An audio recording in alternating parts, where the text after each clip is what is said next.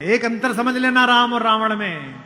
राम के पास जो है वो पर्याप्त है और रावण को जो प्राप्त है वो पर्याप्त नहीं है। रावण के पास पंचकन्याओं में सबसे सुंदर स्त्री मंदोदरी जैसी सती मां उनकी पत्नी है, लेकिन उसके बाद भी जंगल में घूमते हुए एक तपस्वी की वलकल पहने हुए युवती को अपनी रानी बनाना चाहता है।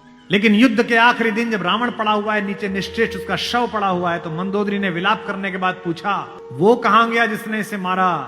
और रघुवंशी राम उदास एक पत्थर पर बैठे हुए कि इतना रक्तपात क्यों हुआ। मंदोदरी गई, पीछे से पहुंची।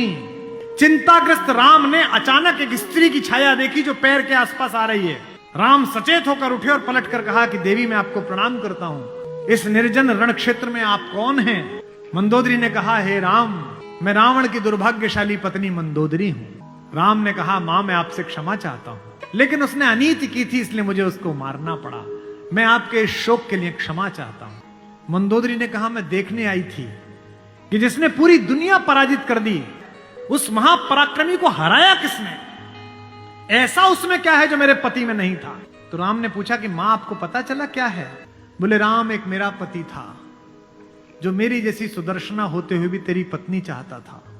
एक तू है कि पीठ पर से भी परस्त्री की छाया पड़ी है तो उठकर खड़ा हो गया है, ये उसमें तुझ में अंतर है।